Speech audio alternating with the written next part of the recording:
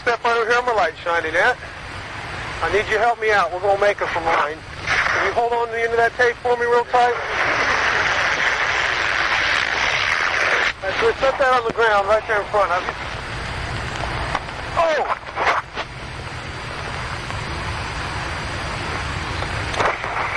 You all right? All right. Hey, see you right, love.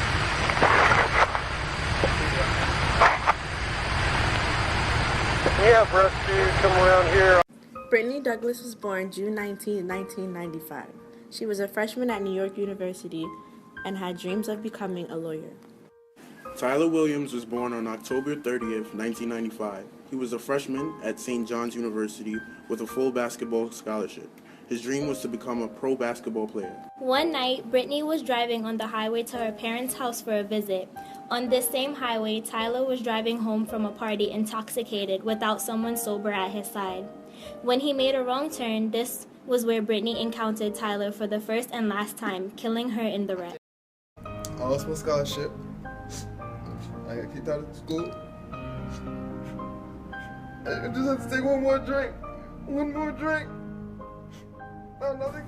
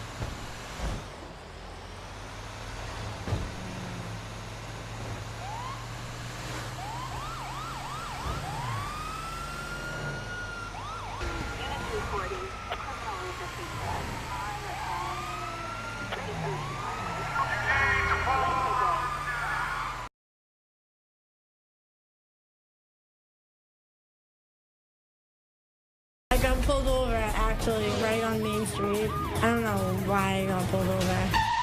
I honestly forget. I took a Xanax, by the way, this day. One of the officers gave me the sobriety test. He made me look at the pen. He told me to walk in a straight line. I think I failed all of them. He just let me go.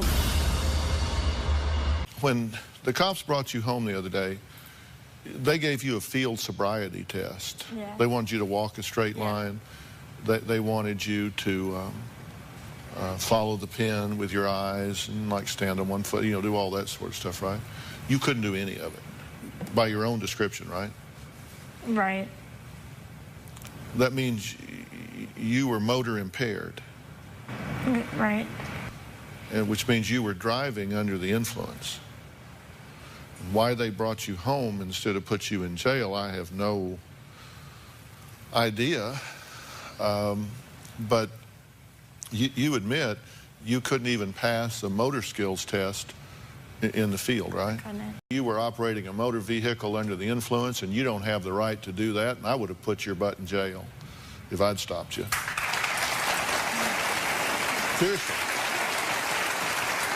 And I would have been doing you a favor, because let me tell you, you drive under the influence and you severely injure or kill someone or hurt yourself, your life has changed forever.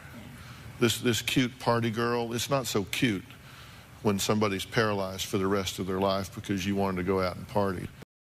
Real dangerous. We were telling him to slow down, and he was scaring us, but we had no control over what he was doing. I don't know, I feel like I'm a different person. I understand a lot more, and I see a lot more. I'm more cautious as to getting into a car with somebody ever again. I don't trust other people driving.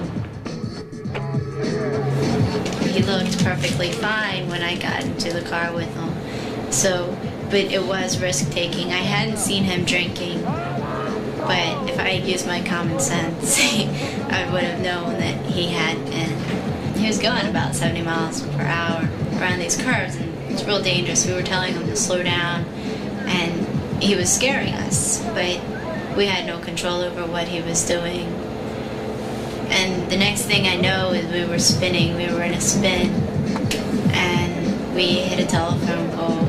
It hit on his side, but I got the impact and snapped my spine and broke it. And then they had to rip my door off because they couldn't get me out of the car. And I just remember what kind of pain I was in. It was, I mean, it just was incredible pain. The moment that it hit me that I couldn't walk, I cried. I mean, it's just totally unbelievable.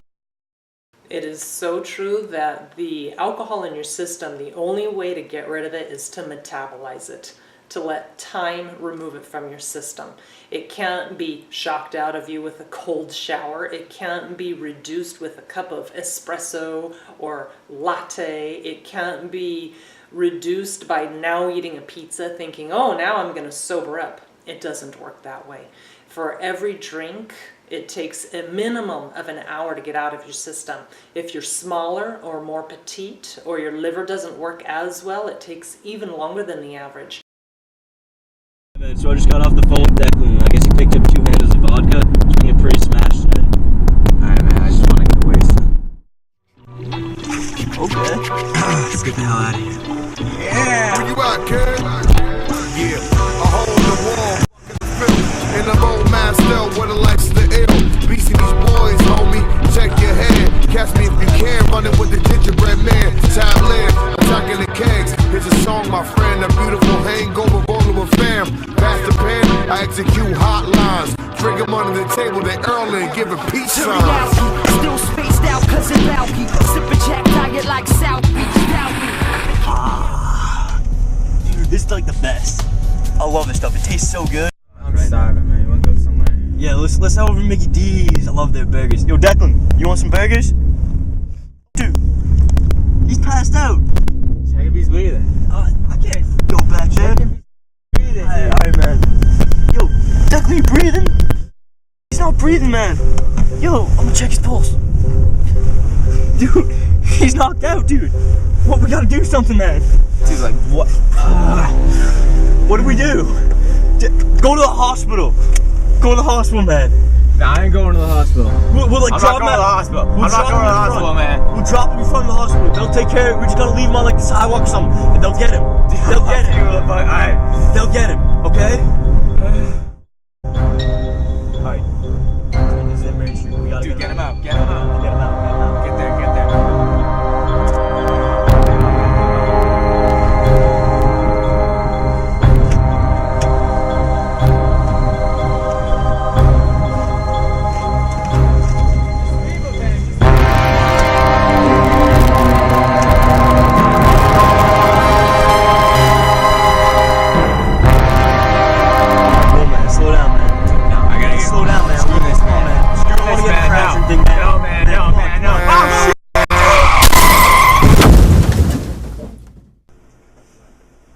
You have the right to remain silent. Anything you say can and will be used against you in a court of law or other proceeding.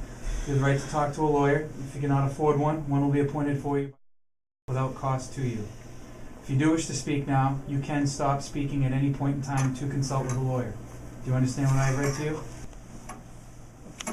Having these rights in mind, do you wish to speak now?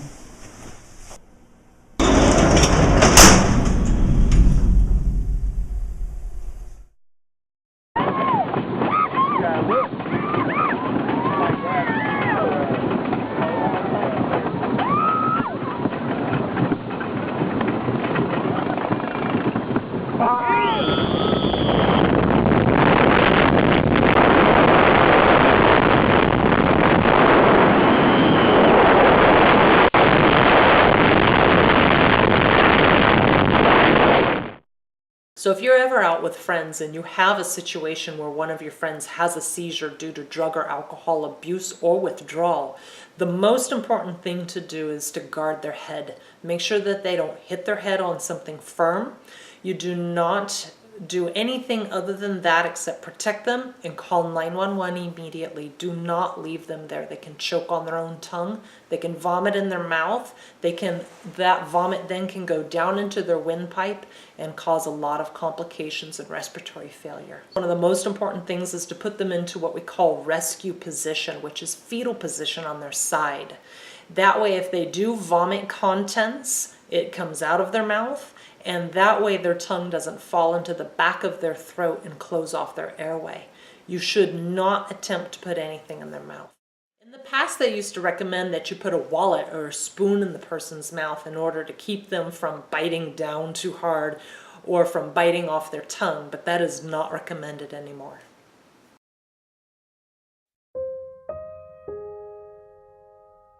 I pledge allegiance to the flag of the United States of America and to the republic for which it stands, one nation, one nation, indivisible, with liberty and justice. Justice for all. On March 2nd, my son was hit by a drunk driver.